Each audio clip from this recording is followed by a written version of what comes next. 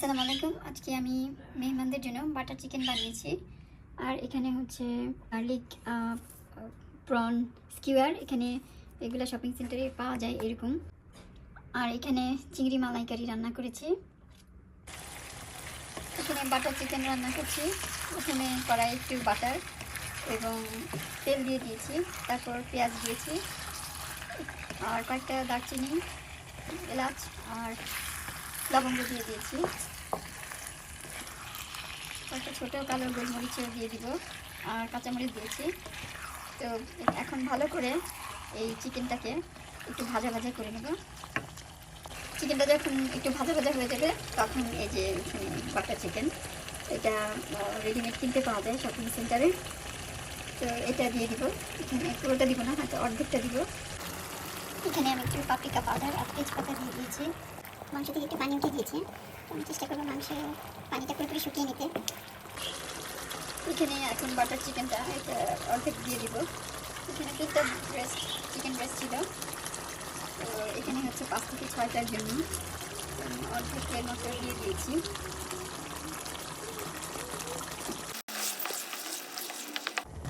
এখানে 1 কাপের মতো দই দিয়ে দিয়েছি আমি। দইটাকে মিশিয়ে দিব। এটা এখন অল্প জালে রেখে একটু সিদ্ধ করে নেব।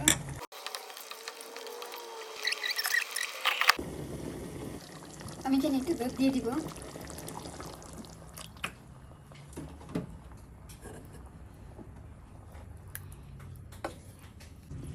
এখন আমি বাটার চিকেনটা দেখাবো কেমন হয়েছে।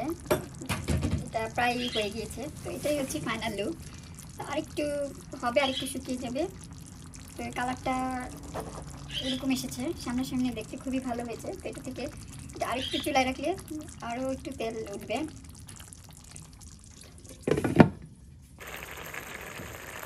এখানে চিংড়ি মালাইকারি রান্না করে নিলাম। চিংড়ি মাছ যেভাবে নর্মালি রান্না করে ওইভাবেই, সাথে শুধু একটু ক্রিম দিয়ে দিয়েছি। এটাই চিংড়ি মালাইকারি। হলুদ, মরিচ, জিরা, ধনেপাতা, কাঁচামরিচ সব কিছুই দেওয়া হয়েছে, সাথে একটু ক্রিম দিয়ে দিয়েছি।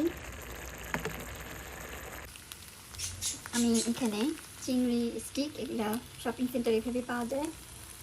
এটাকে বলে থার্ড গার্লিক প্রন স্কিওয়ার। এটা লেখাটা আসলে এরকম।